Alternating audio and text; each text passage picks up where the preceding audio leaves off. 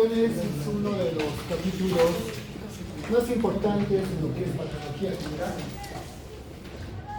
Pues la inflamación es un tipo de respuesta o reacción frente a la lesión o infección de los tejidos. Esta reacción o respuesta se da de forma inmediata y es con el objetivo de eliminar al agente causal de la lesión o infección. Así de simple. Vemos acá una infección, sale la célula macrofágica a fagocitar a las bacterias y eliminar pues, a los agentes nocivos. La infección es lo que principalmente produce inflamación en cualquier tejido vascularizado. La necrosis da como consecuencia inflamación. Cualquier tipo de lesión física, química, biológica, ¿ya?, da siempre como respuesta la inflamación.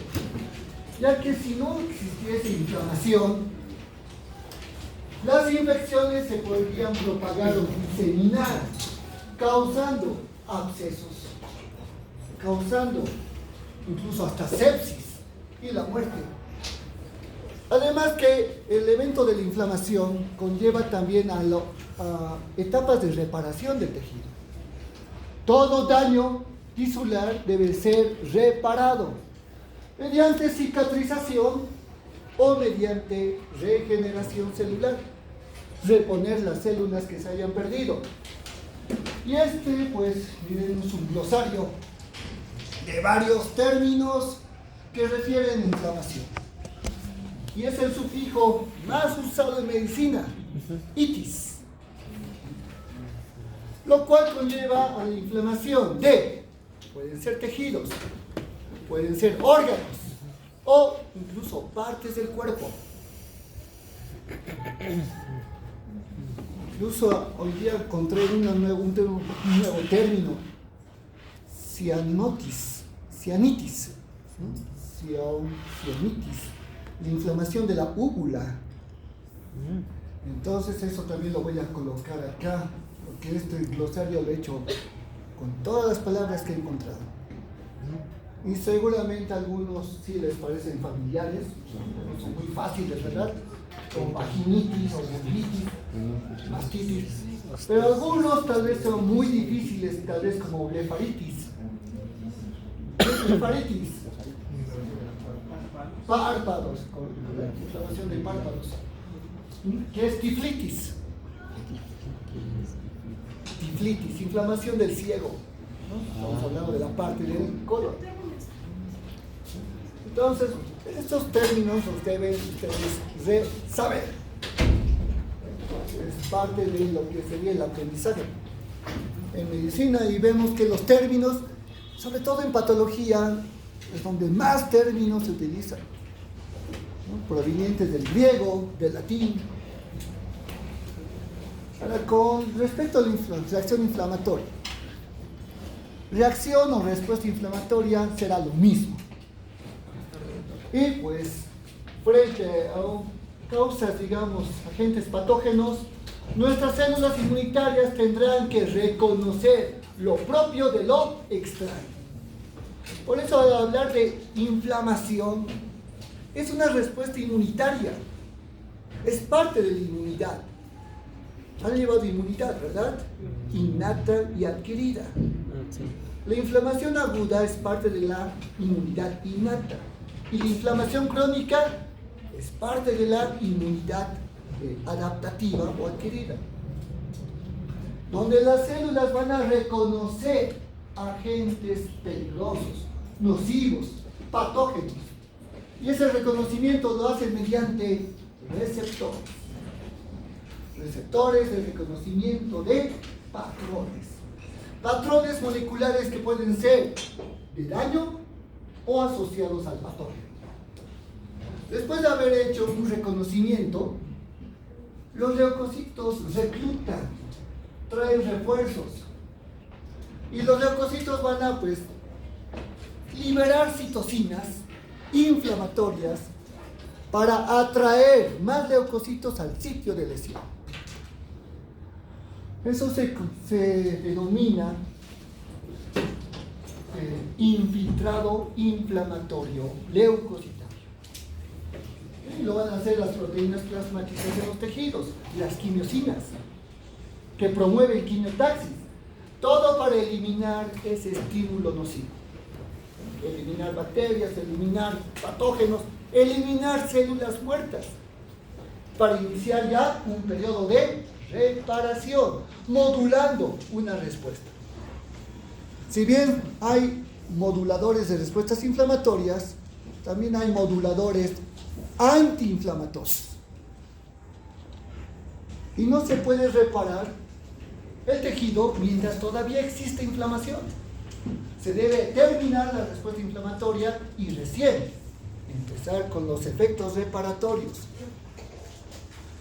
Para producir colágeno en cicatrización o hiperplasia de células, o aumentar el número de células en caso de regeneración. Lo que es la hiperplasia compensadora. Ahora, la respuesta inflamatoria va a presentar dos tipos principales de cambios. Cambios vasculares y cambios celulares. Los cambios vasculares están en relación con la microcirculación, o sea, los pequeños vasos sanguíneos, y van a ser tres tipos. Arteriolas, arterias de pequeño calibre, capilares sanguíneos y vénulas postcapilares. ¿Bien? En estos tres lugares se van a llevar los eventos inflamatorios. Ahora, con los cambios celulares, hablamos de las células blancas, los leucocitos, donde ellos serán pues las células que van a tener efectos directos contra los patógenos y células muertas. Células que se van reclutando, que van liberando mediadores químicos inflamatorios, que liberan quimiosinas, atrayendo más leucocitos, que pueden activarse entre ellos, pueden incluso presentar expansión clonal, o sea, mitosis rápida, para formar copias, clones de células inmunitarias. Ahora, entre las particularidades de la inflamación, es como un arma de doble filo.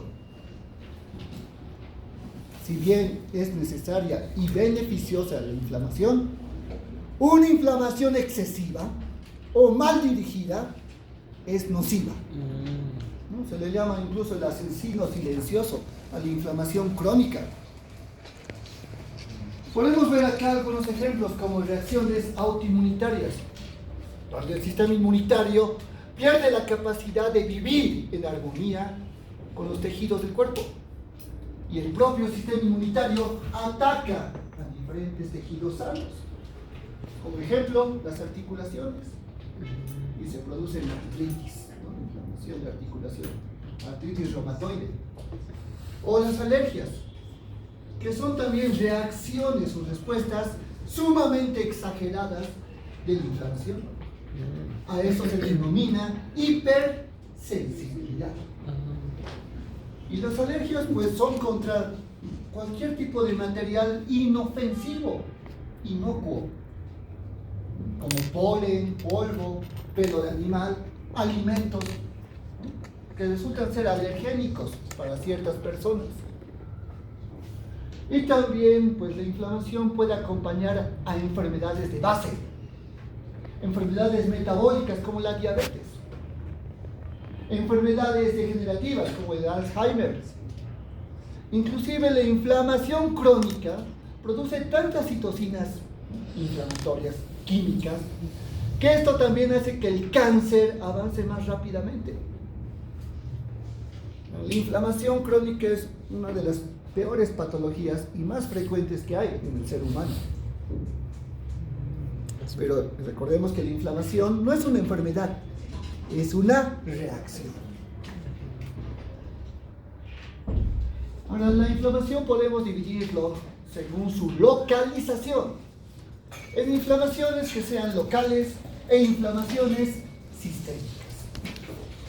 A ver, si hablamos de inflamación local, ¿a ¿A qué me refiero?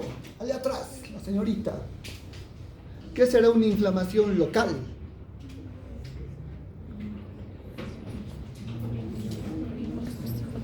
Ya me van a hacer renegar. ¿Qué dice Saonero? La inflamación local es directamente una inflamación que va a estar localizada en una parte del cuerpo y se va a poder mantener en ese mismo lugar. Muy bien, ¿y qué parte del cuerpo es la que va a presentar inflamación? Pues, dependiendo, puede ser, por ejemplo, un hematoma es una inflamación más común, perdón, Bueno, ahí sí te estoy entendiendo. hematoma no. Entonces puede ser, no sé, una faringitis, una inflamación de la faringe. Ya. En realidad, sí. Cualquier parte lesionada del cuerpo. O sea, tiene que tener lesiones, ¿verdad? O tiene que tener infección. ¿No? Y esa zona, solamente esa zona va a estar delimitada con la respuesta inflamatoria. La inflamación local trata de evitar que la zona lesionada sea más extensa. Trata más bien de reducir esa zona lesionada, reducir el daño. Es como poner en un lugar donde hay un accidente, acordonar, ¿no? Poner un cordón así de peligro, no pasar. Y es lo mismo con inflamación aguda. Cuando es local, solamente ese sitio va a tener una respuesta y nada más. Y es ahí donde se van a presentar dolor, cambios de coloración, rojo. Se va a hinchar esa zona de forma local. En cambio, cuando es una inflamación a nivel sistémico, hablamos que afecta a todo el cuerpo. Es generalizado. Y eso se puede dar cuando, especialmente, infecciones se diseminan por la sangre, a través del sistema circulatorio. A eso, pues, lo que llamamos septicemia. Y la septicemia es muy peligrosa, porque esa diseminación generalizada va a traer efectos sistémicos, especialmente en la sangre. Ese conjunto de alteraciones se denomina SIRS. Tenganlo bien en cuenta. Significa, ¿no?, síndrome de respuesta inflamatoria sistémica. Y es porque en la sangre, pues aquí se va a producir la reacción inflamatoria. Inclusive la respuesta inflamatoria da lugar a que también se activen factores de coagulación. Imaginen que existan coágulos en todo el cuerpo, en la microcirculación diseminados. Y como estos coágulos intravasculares van a obstruir el lumen vascular, eso produce reducción del flujo sanguíneo a los órganos, lo que llamamos disquemia. Y la isquemia es un factor de lesión a los tejidos. Entonces todos los órganos van a presentar una coagulación intravascular diseminada. CID. Y eso provoca isquemia, conduciendo a la lesión orgánica múltiple. Y después a la necrosis. Y todos los órganos empiezan a necrosarse, ¿no? Eso ya es el fallo orgánico múltiple. Conduce a la muerte, ¿no?, por sepsis. Mediadores de la inflamación, pues, son múltiples. Y hablamos de sustancias químicas o citocinas. Van a haber citocinas propias de células inflamatorias o citocinas que se forman en los hepatocitos, ¿no?, en el hígado, y que van por el plasma sanguíneo como proteínas plasmáticas inactivas, que se van a activar cuando existe una respuesta inflamatoria.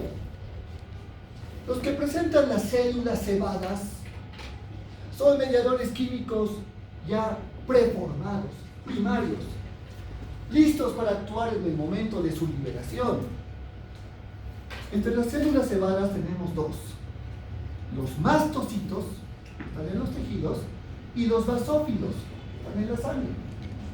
Y ambas células cebadas liberan histamina y serotonina, dos aminas vasoactivas, ¿no?, que dan pie, inicio a la inflamación.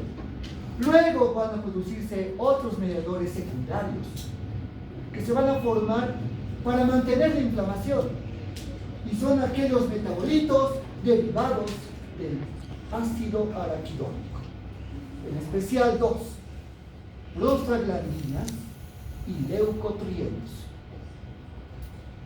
Y hay más sustancias todavía, con lo que es en las sustancias mediadoras químicas del plasma, tenemos al complemento, el sistema del complemento, ¿no?, que se va activando cuando hay patógenos. También sistemas de cininas, los factores de coagulación sanguínea, la proteína C reactiva, y todas estas fuentes, todas se van a liberar de células o activar en el plasma de la sangre, ¿no?, como una respuesta conjunta y coordinada. Otra división de la inflamación, la clásica, es por el tiempo de duración. En inflamación aguda e inflamación crónica. No hay un determinante exacto, ¿no?, el cual se pueda decir que una inflamación sea aguda o crónica, pero sí, más o menos la inflamación aguda va a durar pocos días, puede durar hasta una semana quizás o 2 semanas, pero es controlada por neutrófilos, eso sí es evidente. El infiltrado inflamatorio leucocitario es en su mayoría neutrófilos, acompañado de macrófagos.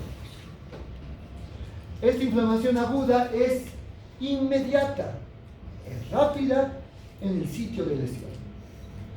Y además, su resolución, o sea, el fin de la inflamación aguda, generalmente es espontánea. O sea, se puede resolver la inflamación eliminando los agentes causales en poco tiempo. Y así se viene después la curación o reparación de la lesión. Los signos característicos o signos cardinales de la inflamación aguda son muy pronunciados. Hablamos de los 4 signos cardinales: calor, rubor, dolor y tumor. Y un quinto signo que se le ha añadido, la impotencia funcional. En cambio, la inflamación crónica, todo lo opuesto. Su inicio suele ser lento, solapado, varios días después de que la inflamación aguda no pudo resolver la causa de la lesión. El infiltrado leucocitario es a predominio de linfocitos, acompañado de macrófagos. O sea que los linfocitos reemplazan a los neutrófilos. Además que esta inflamación va a presentar mayor lesión tisular, lesiones graves, que no se pueden reparar en inflamación aguda, o que la lesión sea progresiva, vaya en aumento, hay intentos fallidos de reparación. Y pues los signos de la inflamación crónica son menores, significa que no son tan evidentes como la inflamación aguda. No hay rubor, no hay tumefacción evidente. Lo único que persiste en la inflamación crónica es el dolor en la zona de lesión, un dolor crónico. Ahora, hablando justamente de esos signos cardinales, ahí tenemos a quien ha promulgado esos signos, Celso, 3000 años antes de Cristo. Este médico griego que ha revisado a los pacientes, ¿no?, que presentaban este tipo de lesiones, y ha visto que todos presentaban las mismas características.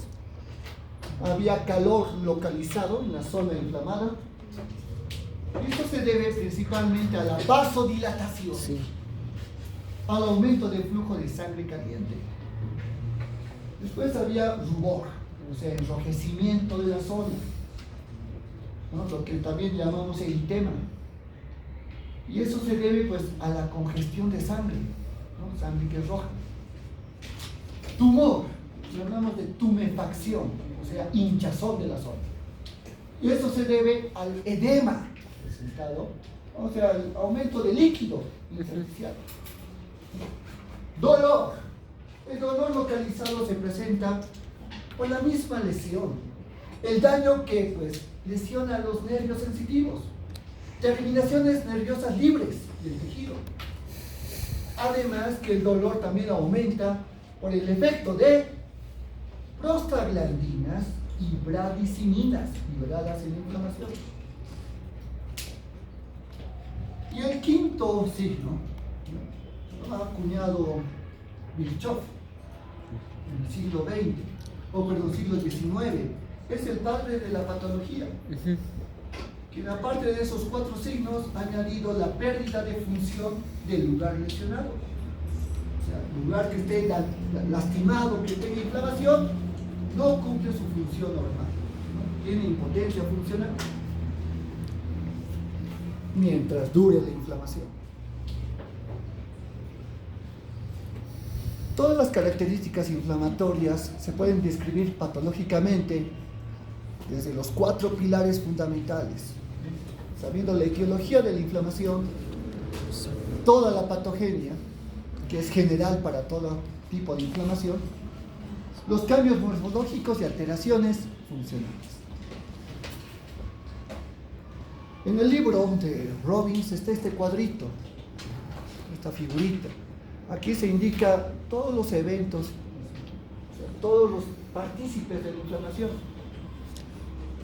Desde los vasos sanguíneos de la microcirculación, el endotelio que reviste los vasos sanguíneos, la sangre con sus elementos formes, ¿no?, plaquetas, leucocitos principalmente, el plasma sanguíneo con proteínas plasmáticas, citocinas, quimiosinas, y la matriz extracelular del intersticio, especialmente con los fibroblastos, que serán las células reparatorias que producen la matriz, especialmente fibras colágenas. En el intersticio también hay células centinelas, células de alarma, como los mastocitos y los macrófagos. Mastocitos que van a liberar la histamina y otros mediadores inflamatorios, como si fuese una alarma generalizada, ¿no?, cuando hay lesión o infección. Y si hubiese patógenos o células muertas, los macrófagos fagocitan microorganismos, restos necróticos o apoptóticos de células, y ellos dan la alarma también, ¿no?, como si fuesen guardianes de los tejidos. Aquí podemos ver cómo la inflamación se puede diagnosticar. ¿Bien? Pero ya sabemos que la inflamación es una respuesta, es como un prototipo de respuesta, ¿no?, tisular. Vemos ahí los dedos inflamados, ¿no?, tan hinchados, tan rojos. El paciente siente dolor ahí en los dedos, ¿no? Entonces hay que buscar la causa de esta inflamación para tratar la causa y restablecer todo a la normalidad. Bien, dolor, calor, ¿no? El calor no es lo mismo que la fiebre. La fiebre es un efecto sistémico, ¿no?, de elevación de la temperatura corporal. El calor es localizado. El eritema, que es el color rojizo, la hinchazón, ¿no?, el llamado tumefacción o edema, y el dolor. Ahora, causantes de la inflamación: todo tipo de agente infeccioso, patógenos. Ya saben qué tipo de necrosis van a causar, ¿no?, en los tejidos. Necrosis de licuefacción. La necrosis también. Cualquier tipo de necrosis. Gaseosa, coagulativa, licuefactiva, gangrenosa. Produce una respuesta inflamatoria. Doctor, Sí.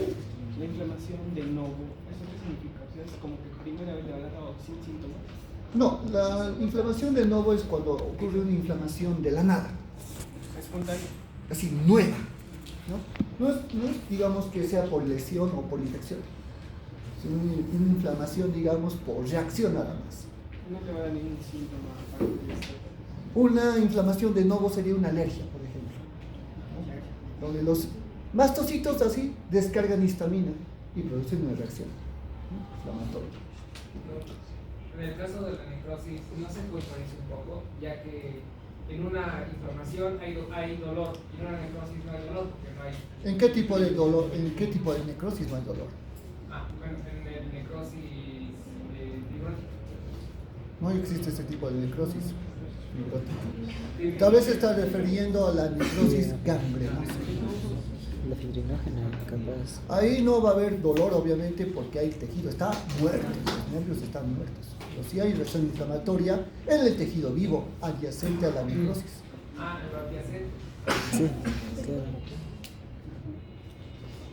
Elementos extraños. ¿Así, señorita? Dígame. En eso de que comenté tu compañero de inflamación de nuevo, ¿cómo serían los autoantígenos y antígenos ambientales? Miren, los autoantígenos son cualquier tipo de molécula propia del organismo que produce una respuesta inflamatoria. ¿Bien? Esto se da especialmente en las enfermedades autoinmunitarias, donde las células, en vez de buscar antígenos, reaccionan contra autoantígenos, o sea, contra moléculas propias, normales, de células o de tejidos. Y ahí se va a producir una respuesta, ¿verdad? Dirigida, mal dirigida, pero va a ser una respuesta inmunitaria e inflamatoria. ¿Y los ambientales? Con los alergenos, por ejemplo, del ambiente. Bueno, otros elementos que causan inflamación, cuerpos extraños, sean exógenos o endógenos. ¿No? Cuerpos extraños que no pertenezcan al lugar, al tejido. Podemos ver astillas, piedras, polvo, suturas que no se habían retirado. Entonces el organismo trata de deshacerse de esos cuerpos extraños, ¿no? Activando células que puedan tal vez fagocitar o encapsular en granulomas estos cuerpos extraños. Si fuese endógeno, aquí tenemos un ejemplo, la gota, ¿no? Llamado tofo gotoso, que es por la acumulación de cristales de urato, de ácido úrico, que es generalmente pues, por el consumo excesivo de carnes rojas. Se produce también un exceso de ácido úrico en la sangre. El ácido úrico proviene de los nucleótidos. Los nucleótidos del ADN y del ARN que tiene el tejido muscular, las células musculares que uno come. Entonces de ahí, como son bases nitrogenadas, los que tienen los nucleótidos, se forma ácido úrico. Se pueden incluso formar cálculos renales de ácido úrico y tofo gotoso. Reacciones ahí están de hipersensibilidad y autoinmunitarias, ¿no? Que dan esas respuestas exageradas, respuestas inflamatorias crónicas. Toda reacción autoinmune de por sí da una inflamación crónica y perpetua, dura toda la vida, no hay cura contra eso. Solamente tratamientos que tratan de frenar un poco la respuesta inflamatoria, pero nunca es curativo. Bien, reconocimiento. Como estamos hablando de leucocitos, ¿no? Como células inflamatorias principales, estos leucocitos van a presentar receptores de reconocimiento de patrones, PRR, los cuales reconocen patrones moleculares asociados a patógenos y patrones moleculares asociados a daño. Con patógenos es sencillo. Estos patrones moleculares son antígenos. Entonces los receptores de nuestras células inmunitarias reconocen cualquier tipo de antígeno. ¿Bien? Y así pueden las células reaccionar entre ellas. Sea para la inmunidad o para la inflamación. Ahora, cuando hay daño o no hay necrosis en las células por lesión, por infección, recuerden que las células revientan y sus componentes serían factores o patrones moleculares de daño celular, fragmentos de ADN, fragmentos de ARN, fragmentos de ATP, mitocondrias, no sé, cualquier elemento que esté fuera de la célula. Entonces los receptores también reconocen estas moléculas y las células inflamatorias reaccionan, ¿no? De la misma forma. Siempre con la producción inicial de citocinas inflamatorias, quimiosinas que promueven la quimiotaxis, reclutamiento celular de leucocitos, respuesta inflamatoria y del sistema del complemento. Y este es el sistema del complemento. Este conjunto de proteínas plasmáticas en realidad forman enzimas que se activan en cascada. Una activa la siguiente enzima y así van activándose el complemento para que su acción elimine patógenos, para que esta acción incremente la respuesta inflamatoria gracias a las anafilotoxinas. Incluso puede incrementar la fagocitosis gracias a la opsonización, a las opsoninas que se forman en el complemento y van recubriendo al patógeno para que sea pues fácil de detectar y fagocitar. Y esto me van a aprender ustedes, ¿no? Cómo son las 3 vías del sistema del complemento.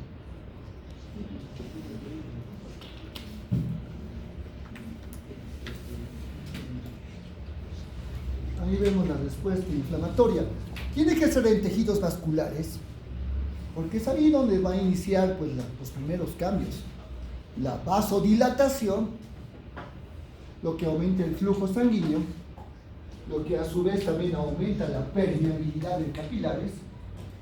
Aquí vemos a células, ¿no? Macrofágicas, que como detectan algo extraño, lo fagocitan, empiezan ya a producir la alarma, a liberar citocinas inflamatorias, que van a promover justamente el reclutamiento de más leucocitos y la respuesta inflamatoria local.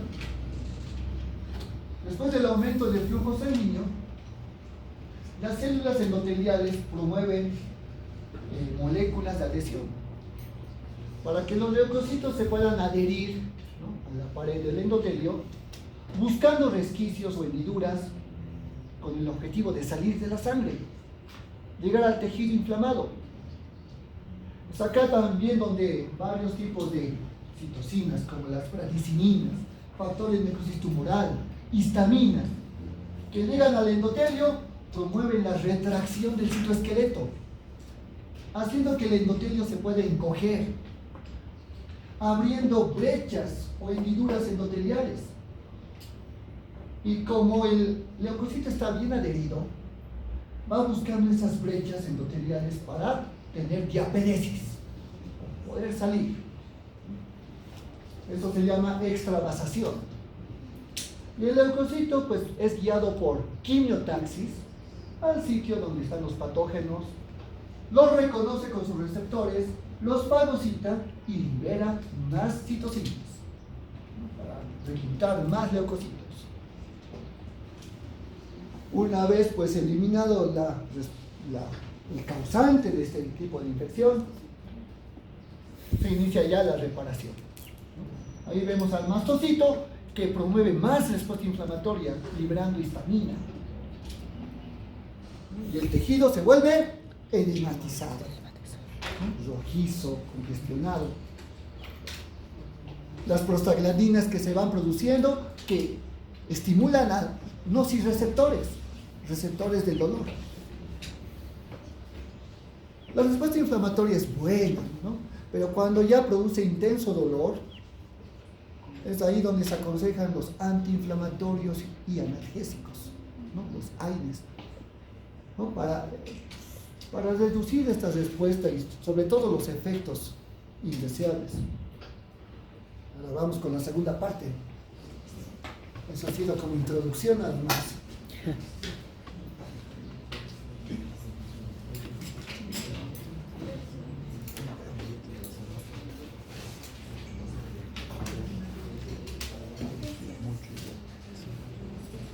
¿Están estudiando, jóvenes, para el parcial?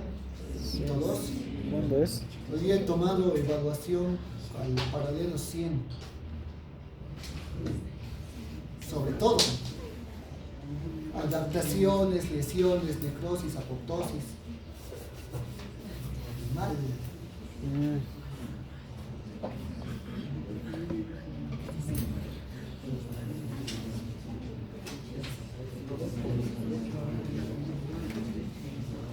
Es largo el tema, ¿no? Son muchas cosas. ¿La siguiente semana va a ser recta? Sí. La próxima semana ya es. Ya.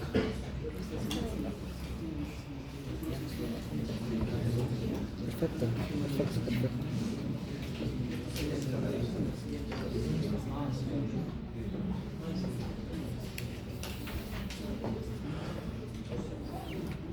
Bueno, y repetimos lo que es el objetivo principal de la inflamación.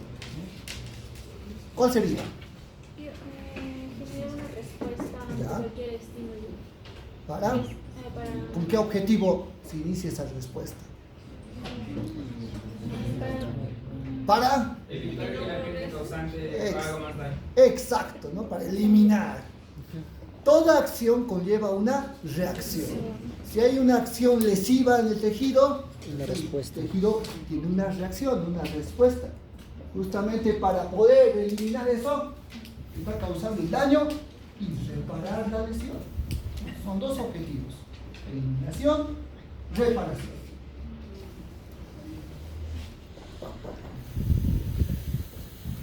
Por eso la inmunidad, jóvenes, el sistema inmunitario es clave para la inflamación. La inflamación es una respuesta inmunitaria en realidad. Tenemos mecanismos, ¿no?, de inmunidad innata y adquirida. La inflamación aguda pertenece a la inmunidad innata y esta va a presentar mecanismos innatos externos, que son las barreras y las mucosas, sustancias químicas como el ácido, el pH, ¿verdad? ¿Qué más? Las secreciones que presentan péptidos antimicrobianos, como las lisocimas, y la flora de la microbiota o microbioma. Mecanismos innatos internos ya serían una segunda línea de defensa. Si las barreras físicas, químicas y biológicas pues no han podido contener la infección, entonces aquí entran en juego ya las células que van a fagocitar, neutrófilos y macrófagos, acompañados sobre todo de mecanismos moleculares, citocinas. Ahí tenemos el sistema de complemento, las interleucinas, interferones, el factor de necrosis tumoral y también linfocitos citolíticos, o llamados también natural killers, que son células asesinas de otras células y matan células infectadas. Los natural killers no matan patógenos, solamente asesinan células. Toda citocina o quimiosina inflamatoria es una sustancia química de alarma. Hay muchos, pero aquí he puesto solamente los más importantes. En primer lugar tenemos a las interleucinas. Inter significa entre. Leucina viene de leucocito, porque son sustancias químicas mensajeras entre leucocitos. Es la forma en que los leucocitos se comunican, se pueden activar o inhibir. Tenemos la interleucina 1 y la interleucina 6. Esas son las dos más potentes, las dos más importantes interleucinas de la inflamación. El factor de necrosis tumoral, TNF. Esta quimiosina se produce por macrófagos, por neutrófilos, pero también por cualquier célula que tenga lesión. Y es porque este factor se produce cuando hay necrosis, cuando hay muerte celular. Cuando la célula muere, libera este factor para producir tumefacción, para producir inflamación, ¿no?, tumoral. Además, los interferones, que también sirven para potenciar células. El interferón gamma especialmente es un activador de macrófagos. Hace que macrófagos normales se conviertan en macrófagos potentes, especializados, con mayor capacidad fagocítica. El interferón también interfiere con la replicación de los virus dentro de las células. Interfiere, ¿no? Por eso es un mecanismo protector. Y aquí tenemos a las células, ¿bien? Que están aquí, pues, divididas según su acción. Arriba tendríamos los principales fagocitos. La inflamación aguda siempre se va a caracterizar por esta célula, neutrófilos. Es la principal, la mayoritaria, la más rápida, la que primero llega al sitio de infección. Después se va a acompañar de macrófagos. Macrófagos que provienen, pues, de monocitos que salen de la sangre hacia los tejidos. Los macrófagos ya serían como tanques grandes y pesados, con la capacidad de fagocitar más microorganismos, inclusive células muertas. Los neutrófilos serían como los soldados, como la infantería. Tanque, soldado. Los eosinófilos no son fagocitos, se consideran endocitos. Ellos actúan con infecciones bacterianas, parasitarias, contra gusanos o helmintos. También cuando hay reacción alérgica, ya que pueden endocitar alergenos. Las células cebadas, basófilo y mastocito, dos células muy similares que liberan histamina, principalmente, y varios tipos de moléculas inflamatorias. Y tenemos aquí, pues, a los natural killers. El único linfocito que actúa en inflamación aguda o inmunidad innata. Bien, ahora sí, vamos al proceso de la patogenia de la inflamación aguda. En el libro describe muy bonito todo esto, hablando de dos tipos de cambios. Cambios vasculares y cambios celulares. Los cambios vasculares son dos. Empezando por la vasodilatación que ocurre en las arteriolas, cercanas al sitio de lesión, y el aumento de la permeabilidad de los capilares. Los mastocitos, como están en los tejidos, sobre todo en piel y mucosas, las primeras barreras de defensa, cuando se detecta una infección o una lesión, estos mastocitos descargan histamina. Por eso los mastocitos están cerca de las arteriolas, porque la histamina tiene efecto acá primero, en el músculo liso de las arteriolas. La histamina lo que va a promover, antes de esto, lo que va a promover es una relajación de los leiomiocitos, una relajación de las células del músculo liso, lo que promueve el aumento del calibre vascular, o sea, la vasodilatación. Y con tan solo una vasodilatación del 19% que aumenta el calibre, el flujo de sangre se duplica hacia el lecho capilar. Por eso esa zona empieza a tener calor, porque hay aumento del flujo sanguíneo. El aumento de circulación sanguínea se llama hiperemia. Entonces, la zona empieza a tener hiperemia gracias a la vasodilatación arteriolar. Bien. Ahora, la histamina va a actuar a nivel de los capilares también, ya que estos capilares, como tienen más flujo de sangre, aumenta la presión sanguínea, aumentando la presión hidrostática de la sangre. Con esto va a haber un mayor filtrado de agua, ¿no?, hacia la superficie. Pero eso no es suficiente. Tiene que haber brechas endoteliales para que salga más agua, inclusive proteínas.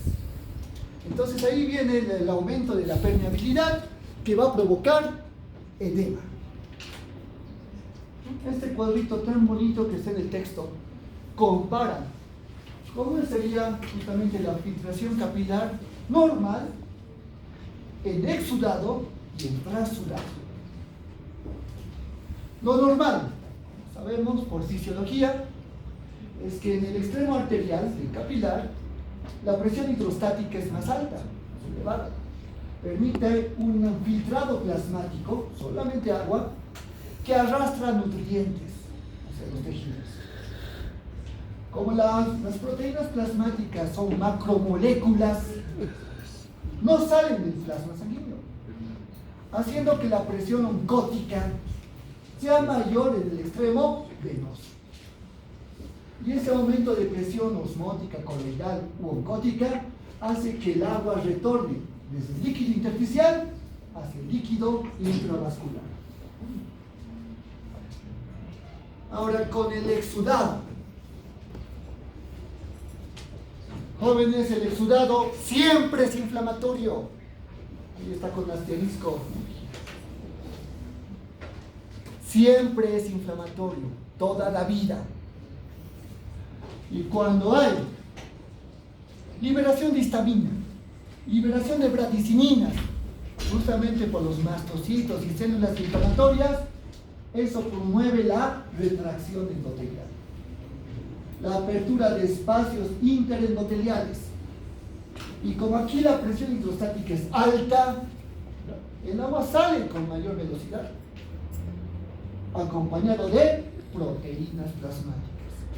Por eso este líquido intersticial va a tener una alta presión coloidosmótica, lo cual evita que el líquido retorne otra vez hacia la sangre.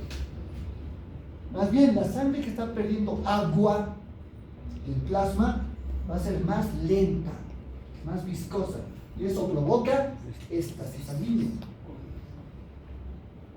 Ahora, con el trasudado. En el trasudado va a haber desequilibrios de presiones sanguíneas. Desequilibrios, a eso se debe, a desbalances, donde la presión hidrostática puede estar muy incrementada o la presión coloidosmótica demasiado reducida. Si hablamos de presión hidrostática muy alta, la hipertensión arterial es un buen ejemplo. Y por eso hay más filtrado de agua, solo agua, sin proteínas. ¿No? Y por eso pues el líquido intersticial se inunda, o sea, se acumula de agua, trasudado. Ahora puede ser que no haya una suficiente cantidad de proteínas en la sangre, o sea, una hipoproteinemia, hipoalbuminemia. Y como no hay suficientes proteínas, no hay presión coloidosmótica fuerte para hacer que el líquido intersticial regrese al líquido intravascular. Y por eso se mantiene el edema trasudado. En el sudado y el trasudado van a haber edema en ambos, solo que el edema es distinto. En el exudado el edema es muy concentrado, tiene una concentración, porque hay proteínas, mayor a 1020 de concentración. En cambio, como en el trasudado no hay proteínas, su concentración es bajísima, concentración menor a 1012. Y la más importante diferencia es la causa, la etiología del edema. Si es por inflamación, cualquier causa que produzca inflamación siempre va a provocar eso. Cualquier causa no inflamatoria va a causar trasudado por desbalance de presiones. Y eso lo vamos a ver cuando llevemos trastornos hemodinámicos. Y hablemos todo un capítulo de edema. El aumento de permeabilidad principalmente se da por el efecto de las citocinas inflamatorias. que promueven la retracción endotelial. Ahí podemos ver cómo el exudado provoca tumefacción, la zona inflamada. Incluso el mismo edema va comprimiendo nervios sensitivos y promueve el dolor. Pero también hay otras causas para que se produzca el edema por exudado. Podemos ver aquí la lesión endotelial.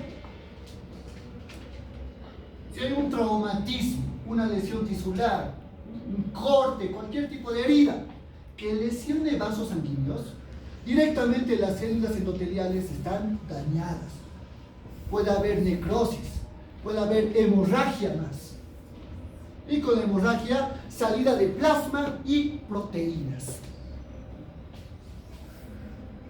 Se va a provocar un exudado hemorrágico.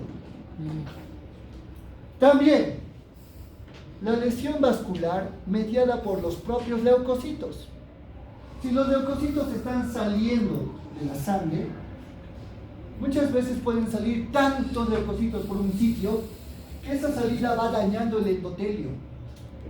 Y el daño endotelial pues promueve la salida de más líquido plasmático y proteínas, haciendo que el exudado inflamatorio se prolongue por varias horas. También el efecto de la transitosis elevada.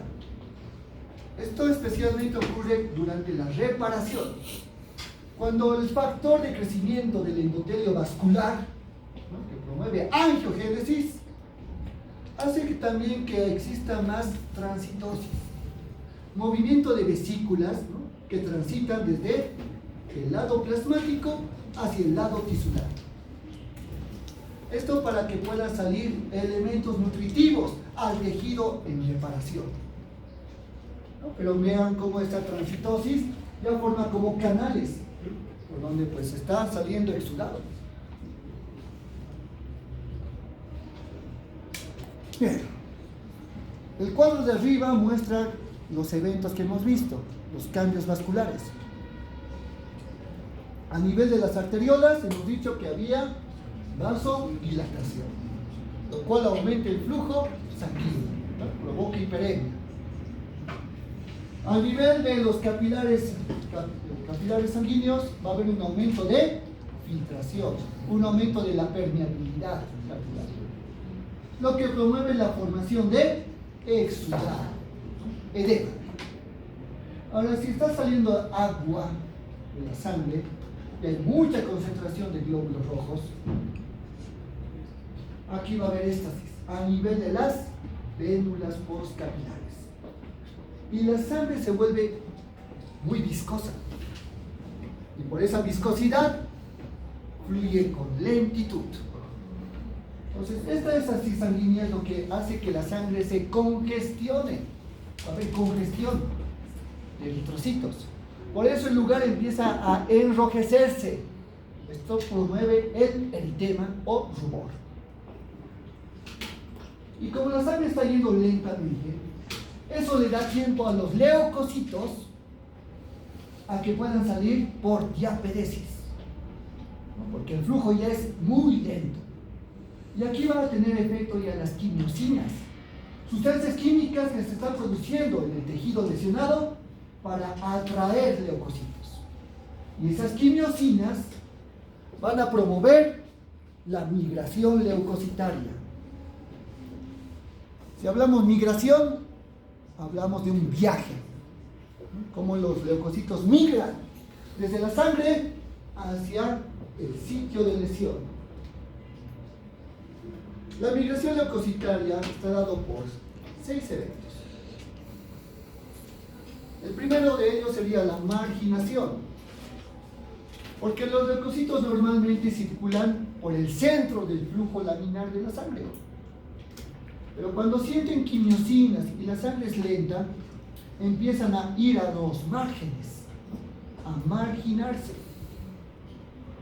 Ya con el contacto con el endotelio, los leucocitos empiezan a rodar, ¿no?, rodamiento, como si fuesen pelotas. Ese rodamiento favorece el contacto de la membrana del leucocito con la membrana del endotelio. Y ese contacto hace que se formen glucoproteínas de adhesión, ¿no? Moléculas de adhesión que permiten que leucocito y endotelio se adhieran firmemente. Así el leucocito se frena y empieza ya a buscar lugares donde existan espacios endoteliales. Se torna muy flexible para poder salir por diapénesis, la extravasación. Y el leucocito, cuando sale hacia los tejidos, hacia el intersticio, encuentra el tejido lleno de agua. Está inundado por el exudado. Y como está lleno de agua, es más fácil para el leucocito moverse. Entonces aquí se va a mover guiado por sustancias químicas, por quimiosinas. Y ese movimiento se denomina quimiotaxis, atracción química. Finalmente llegará al sitio donde encuentra patógenos o células muertas y comienza el reconocimiento y fagocitosis. ¿Se entiende esta parte? Lo van a estudiar bien, porque esto entra para el examen. Dije todas las figuras del texto, ¿verdad? Cualquiera de ellas puede ingresar. Aquí vemos la migración leucocitaria. En este cuadro nos muestra la importancia de las moléculas de adhesión, leucocito y endotelio. ¿Alguien sabe qué es el glucocáliz? Son glucoproteínas. ¿Qué es el glucocáliz? Es la cubierta celular por fuera del entorno celular que está compuesto por glucolípidos y glucoproteínas. Cumple tres funciones principales: el reconocimiento celular, adhesión celular y protección. Protección. Perfecto. Excelente. Las glucoproteínas son de adhesión. Los glucolípidos de reconocimiento. Entonces, al hablar de moléculas de adhesión, todas son glucoproteínas. Son cadenas ramificadas de carbohidratos, gluco, adheridos a proteínas de membrana. Glucoproteínas.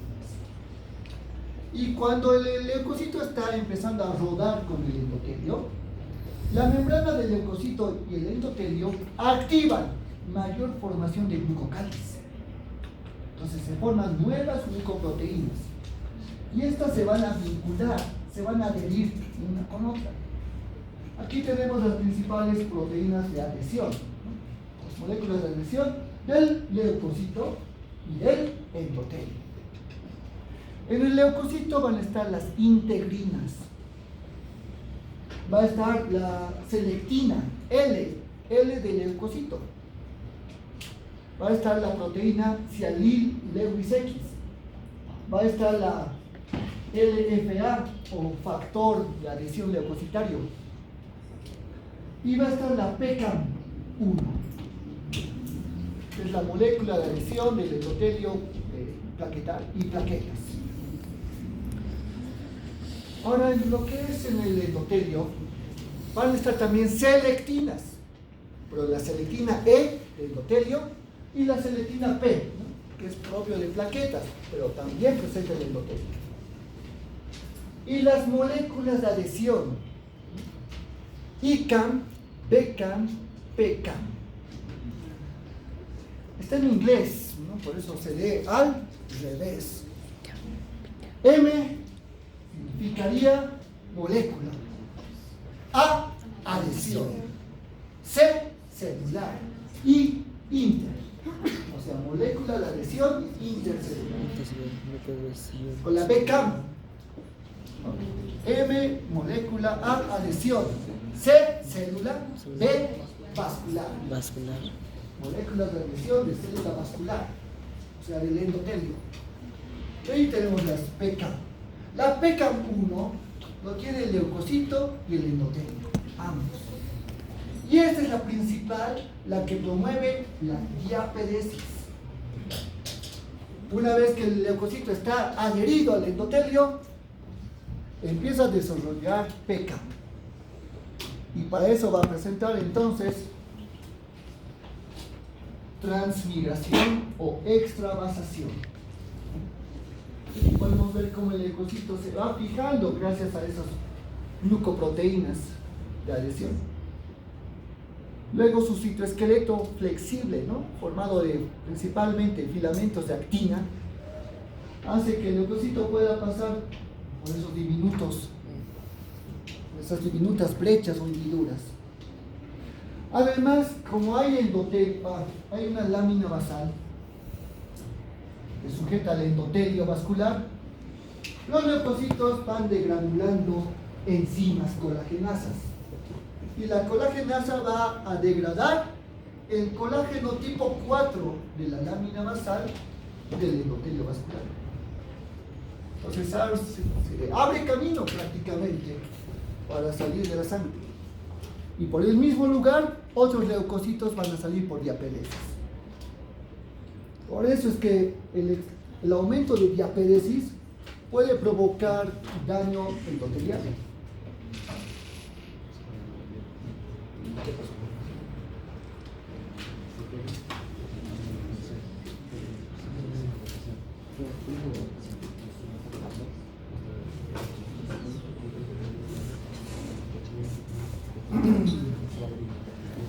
Estudien moléculas de adhesión.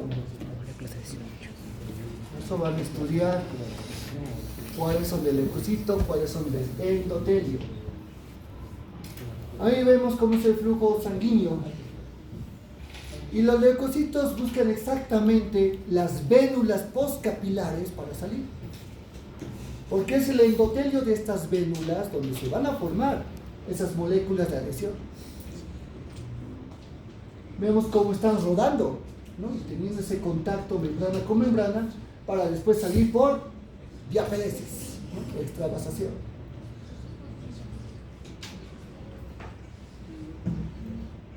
Las quimiosinas, que van a actuar con los receptores de quimiosinas de los leucocitos, promueven entonces que vayan marginándose. Va teniendo el contacto, ¿no?, con el endotelio y así formen sus moléculas de adhesión, especialmente integrinas. El factor leucocitario de adhesión, LFA, y la ceramil Lewis X, son las tres. Podemos ver acá, estamos viendo la membrana del leucocito, endotelio, cómo esas glucoproteínas tienen contacto, ¿no? Y eso estimula más formación de glucoproteínas, ¿no?, para que se vayan enganchando prácticamente, como si fuese el velcro, ¿no?, como si fuese ese scratch, está ahí uniéndose. Ahí vemos el integrinas, ¿no?, la LFA1, cómo se adhiere después con la BCAM y con la ICAM1.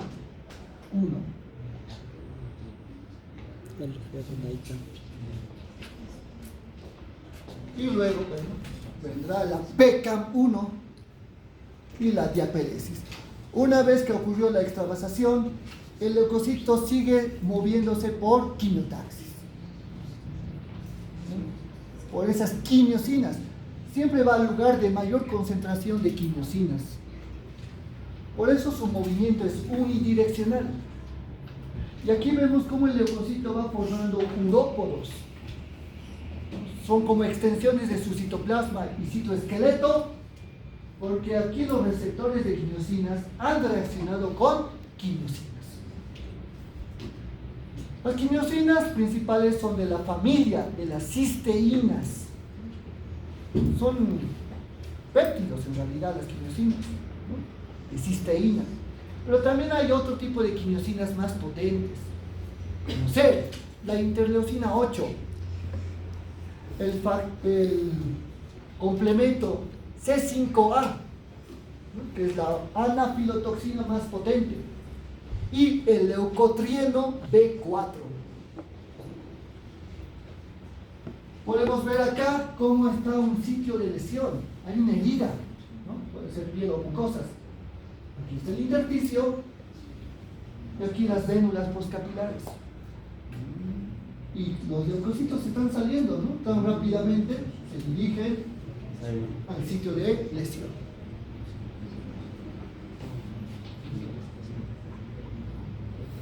Una vez que llega ese infiltrado leucocitario, comienza la acción, principalmente por reconocimiento y fagocitosis. Entonces, aquí utilizan sus receptores de reconocimiento de patrones, ¿no? Van fagocitando células o microorganismos. También van degranulando enzimas, van liberando radicales libres. Aquí están causando heterólisis. ¿Qué es heterólisis?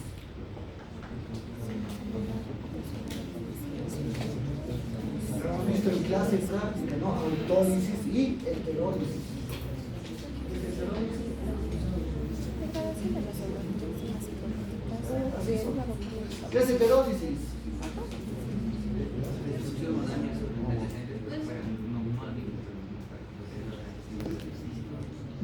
Ya, ese es el efecto, pero es una muerte celular por sus propios enzimas. ya, no por las propias enzimas. Cuando él dice lo propio, es auto, ¿verdad? Es degradación de las células por enzimas hidrolíticas de otro. De otro origen, ¿verdad? Otra fuente distinta a la célula. Y aquí está el principal que produce heterólisis, el neutrófilo. Entonces, para matar bacterias o degradar células muertas, libera enzimas. Esto va a provocar también lesión celular y necrosis, incluso a otras células dañadas. Y una de las más importantes formas de ataque de los neutrófilos es la netosis. La netosis, ¿no? Se expliqué esa vez, ¿no? Que es una forma de atrapar bacterias lanzando una red de ADN, de cromatina, cargada con enzimas, catepsinas. Y así las bacterias quedan pues, inmóviles para que puedan ser fagocitadas por otros neutrófilos. La netosis va a causar muerte del neutrófilo, porque está eliminando su propio núcleo. Bien, pero es más beneficioso, como aquí vemos. Está de color rojo con estas técnicas de inmunohistoquímica. Está pintado la cromatina y vemos cómo esa cromatina es lanzada, ¿no? Como una red. Trampas extracelulares de neutrófilos. NET.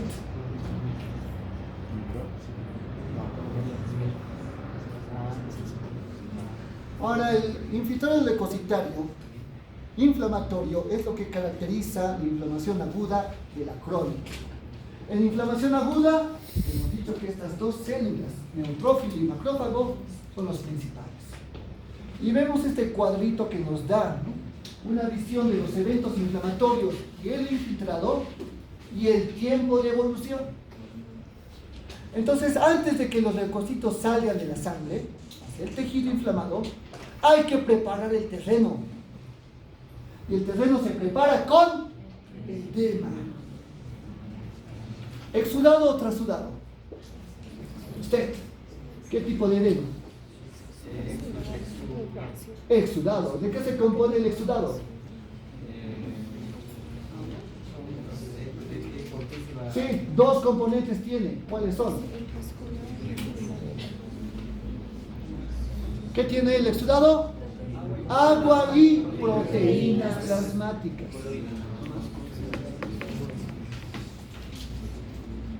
Hay que preparar, por eso veremos una fase. Miren, en las primeras horas de la lesión de forma inmediata ya se produce edema, signos inflamatorios. Después vendrá la infiltración leucocitaria, es el reclutamiento principalmente de neutrófilos. Hasta las primeras 24 horas es máximo. Después va decayendo la llegada de neutrófilos, porque la quimiotaxis y la migración leucocitaria ahora va a ser a predominio de monocitos que se vuelven macrófagos. Miren, ya 2 días después de la lesión, 48 horas. Y los macrófagos son los que se mantienen por más tiempo, porque ellos van a iniciar la reparación del tejido. Los propios macrófagos limpian el lugar de células muertas y residuos y estimulan la cicatrización. Ahora, con lo que es la fagocitosis, estos fagocitos siempre preparan lisosomas con enzimas hidrolíticas, ¿no?, para la fagocitosis y la heterólisis, pero también van a producir especies reactivas del oxígeno. Hemos visto ya esto, los eros. Entonces tenemos el superóxido, el peróxido de hidrógeno, peróxido de hidrógeno, o llamado agua oxigenada. Estos se forman en los peroxisomas, ¿no?, mediante oxidación. Radical hidroxilo, aquí está, otro radical libre. Incluso pues, se puede combinar con cloro, ¿no?, agua oxigenada, peróxido de hidrógeno, con la mieloperoxidasa, una enzima, y cuando lo combine con cloro se forma hipoclorito. Es lo que contiene la lavandina, hipoclorito, ¿no?, de sodio, desinfectante. Entonces vean cómo aquí los fagocitos ya se están cargando con sustancias bactericidas, muy tóxicas. Porque estas sustancias se van a inducir o se van a producir dentro de los fagolisosomas. Así va a haber una degradación enzimática acompañada de una degradación química. Ambas. Incluso para promover otras sustancias tóxicas, hay una enzima que se produce solamente inducida en inflamación, la INOS. Significa sintasa inducible de óxido nítrico. Sintasa inducible de óxido nítrico. Lo que va a hacer es convertir al aminoácido arginina en citrulina. Y mediante este cambio enzimático se produce óxido nítrico como sustancia o metabolito. El óxido nítrico es un gas, es una molécula gaseosa. Induce vasodilatación, es un vasodilatador del endotelio. Y el óxido nítrico también promueve la destrucción de bacterias. Por eso aumenta esta sintasa cuando hay inflamación.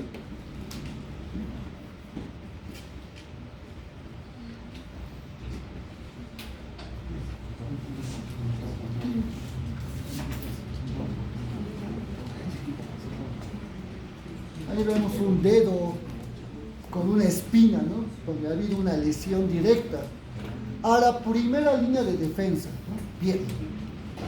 Va a haber una vasoconstricción refleja que dura pocos segundos, pero ya la histamina actúa y promueve la vasodilatación, ¿no?, que es más prolongada, el aumento del flujo sanguíneo localizado, y vemos cómo ya empiezan los efectos inmediatos de la inflamación, como signos locales.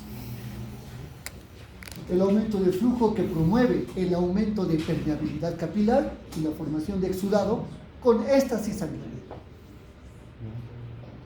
A nivel tisular, vemos cómo ya comienza la migración leucocitaria. Marginación, rodamiento, adhesión, diaperesis, quimiotaxis.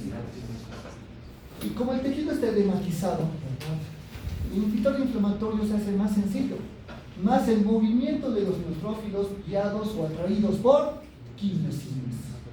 Entonces todos van en la misma dirección. Las quimiosinas son producidas por las células inflamatorias.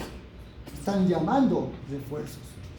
Vemos la fagocitosis para la destrucción de los patógenos, el exudado con esa colección de líquido alto en proteínas donde están las células leucocitarias, exudado que inclusive puede presentar una gran cantidad de fibrinógeno, ¿no?, como proteína plasmática, y cuando el fibrinógeno se convierte en fibrina se vuelve un exudado fibrinoso, que es más denso.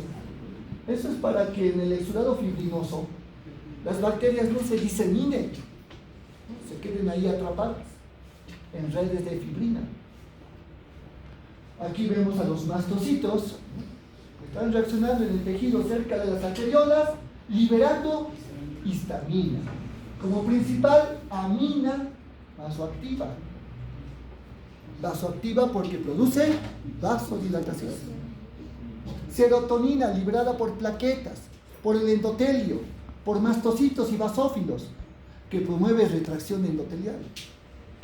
Mediadores plasmáticos como el complemento, que se va activando por vía clásica, vía de las lectinas, ¿no? Vía alternativa. La bradicinina, que se libera por los mastocitos para inducir dolor. Mallas de fibrina, activadas por plaquetas. Anafilotoxinas como el C3A y C5A, que potencian el efecto inflamatorio y activa leucocitos. Todos esos eventos se producen en cualquier reacción inflamatoria. Es una reacción prototipo.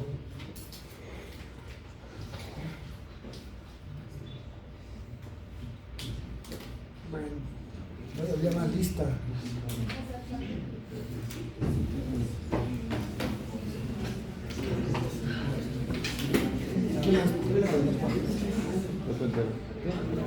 Ácido araquidónico o complemento. Esta semana en prácticas tenemos reconocimiento, ¿no? Con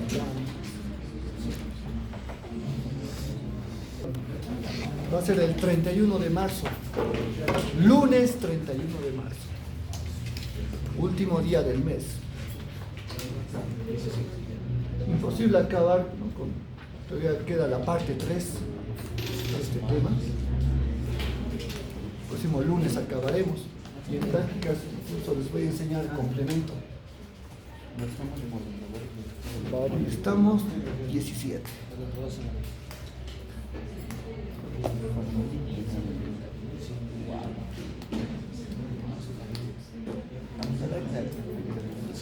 Yesenia Aguilar. Ronaldo Aliaga. Génesis Cavallotti. Lady Cáceres. Alejandro Calizaya. Oscar Calieri. Abigail Calio.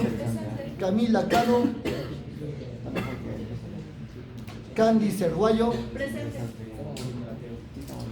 Tony Chise.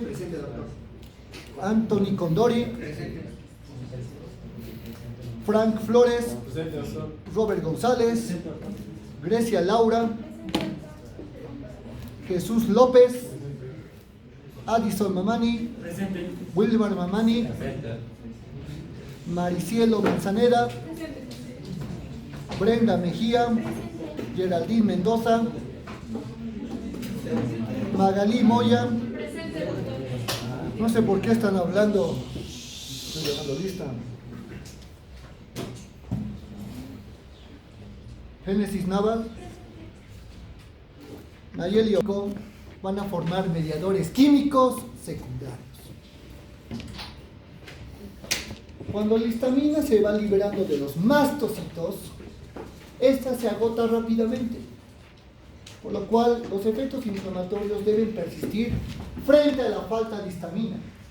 Es por eso que las células inflamatorias van a producir otro elemento, la fosfolipasa A2. Es una enzima que actúa con fosfolípidos de membrana. Esta fosfolipasa A2 va a actuar con los fosfolípidos de la membrana celular de cualquier célula que esté cerca al sitio de infección, de inflamación. Y hace que aquí los fosfolípidos se conviertan en un ácido graso muy especial llamado ácido araquidónico. Es un ácido graso con cadenas insaturadas de 20 carbonos. Por eso le llaman eucosanoide. Euco significa 20. Este ácido araquidónico va a ser el sustrato para formar prostaglandinas, leucotrienos, prostaciclinas y tromboxanos. Ya que este ácido araquidónico puede ser fragmentado enzimáticamente por dos enzimas que van a entrar en competencia, como la carrera. ¿Cuál de las dos enzimas fragmenta primero al ácido araquidónico? Y ese fragmentito es lo que se va a convertir en un metabolito del ácido araquidónico.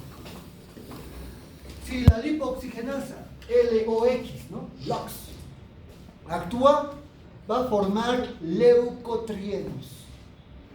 Son mediadores químicos muy potentes. También puede formar lipoxinas, que son antiinflamatorios. En cambio, si la ciclooxigenasa es la que actúa, la que se llama COX, esta va a formar diferentes prostaglandinas, prostaciclinas, que son antiinflamatorias, y tromboxano A2. Aquí podemos ver cómo es la vía de conversión de la ciclooxigenasa con prostaglandinas principalmente y de la lipooxigenasa con leucotrienos. Estos van a tener el mismo efecto que la histamina. Producen vasodilatación, aumentan la permeabilidad capilar, también promueven quimiotaxis de los leucocitos, inducen dolor, especialmente las prostaglandinas. Los leucotrienos producen broncoconstricción en el músculo liso de los bronquios. Sus efectos son más potentes que la histamina, son más prolongados, que duran más horas de acción. Y aquí podemos ver, ¿no?, las acciones que conllevan justamente estos metabolitos. Van a estudiarlos.